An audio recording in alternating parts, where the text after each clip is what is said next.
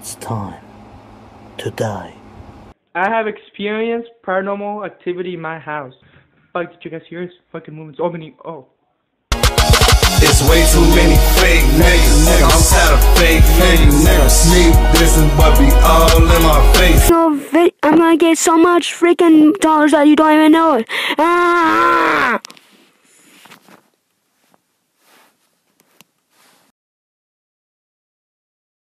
Hey, what's up everyone, and welcome to the third review for Gorr's Month of Horror, and this time I'm taking a look at another found footage movie, but this time I'm taking a look at a found footage movie from the guy, I wouldn't say originated it, but made it extremely popular once again, and that is Oren Paley, the guy that directed the original Paranormal Activity from 2008, 9, whatever. And this is Area 51, a movie he's been trying to make for like 6 years, I think. Like, it's been like in development hell for a very long time. It was shot, then reshot, then recasted, I think rewritten. It was like shelved for a little while, then took back off the shelf. They dusted it off, then they threw it away, then he wiped his ass with it, then he flushed it, and then he was like, oh no. Then he went into his septic tank and like swam and dug it out, he cleaned it off, then he reshot it again, then he recasted it, then he just threw it on Netflix.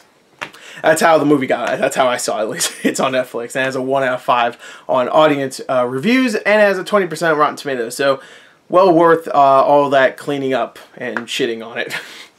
So anyway, Area 51 is, of course, a movie, found footage movie, about a bunch of kids wanting to go into Area 51. Why? Because one of them had an alien encounter, and he wants answers, and what's the best place to get answers from?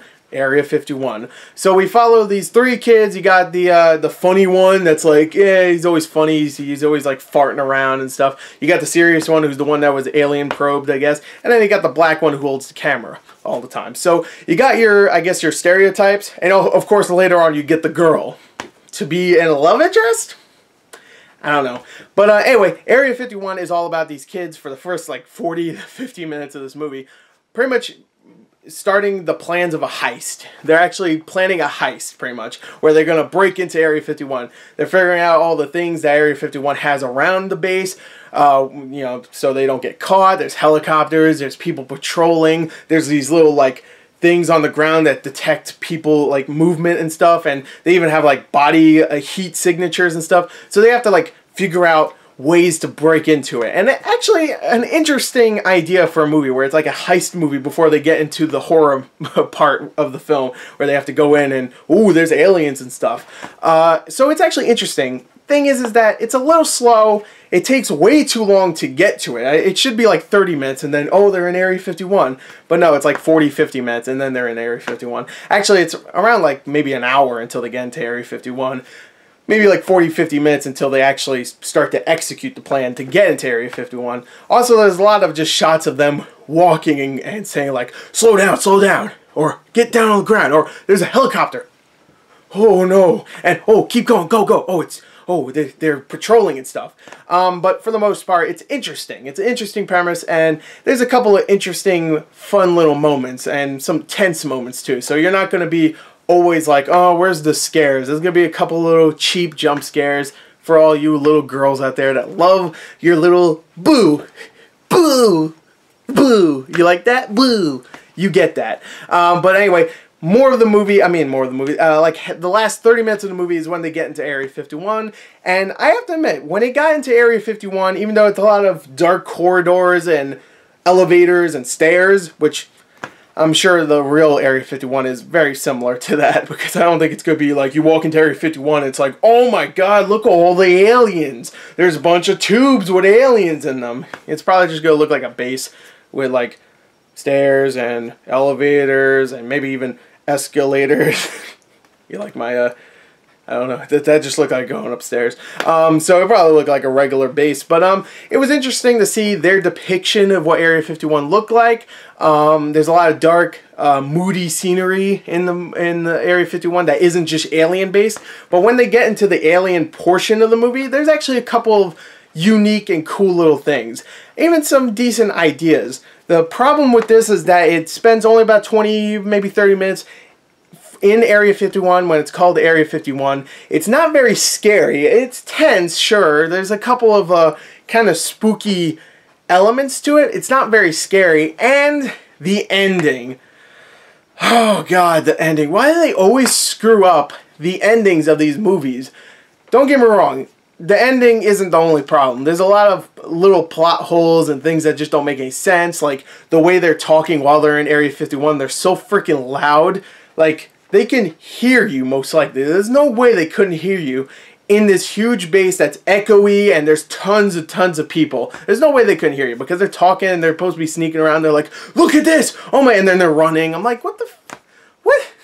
I don't like, what are you doing that? But the ending is atrocious. It's like one of those things like, oh, it's getting interesting. Oh, it's over. Oh. That wasn't scary or interesting. It's just, it's exactly how you think it's going to end, really. And really, they kind of spoil it in the beginning of the movie. So, it's, yeah, it's a bad ending that just, like, feels like Paranormal Activity, where it's just like, oh, it's getting crazy. Oh, it's over. Alright, I'll just leave. And of course, they have to have the credits where there's no music. Like, ooh, it's real, it's creepy. It's going to leave you with a just like an upsetting feeling inside your bones. You can't have any music in the credits because it's going to really creep you out and stuff or whatever. And it really isn't creepy. It has some good moments. It has some decent acting for the most part. The acting isn't bad. And really, even though I say the characters are very generic, they're not terrible. They didn't upset me or annoy me like Hostel Part 3 did, which I guess is a good thing. I watched this right after Hostel Part 3. It is good because these characters at least had a couple of funny moments. In the beginning, they were a little annoying, but then later on, I felt like they were actually friends, which most likely they ended up being friends if they had to reshoot this film over the course of 6 years, unless they recast it, like I said. I don't know if they actually recast it, but the acting's decent, the characters are okay, but the ending is just a big, like, and it takes so long to get to Area 51, and along the way there's some interesting stuff, but it just takes way too long. And when they're in Area 51, even though it's interesting and kind of spooky-ish, and has some cool alien elements to it, it's still not scary. So I don't hate this film. A lot of people hate it. I'm not a big hater for this. I think it's okay until it gets to the ending. Then it's like a big like fuck you. But I'm gonna give it a 19 out of 40. It's not great. It's definitely mediocre, but it's not the worst movie I've seen this year. It's not worse than Hostel Part 3. So there you go. That's my review. I hope you enjoyed it. And until next time, thank you and goodbye.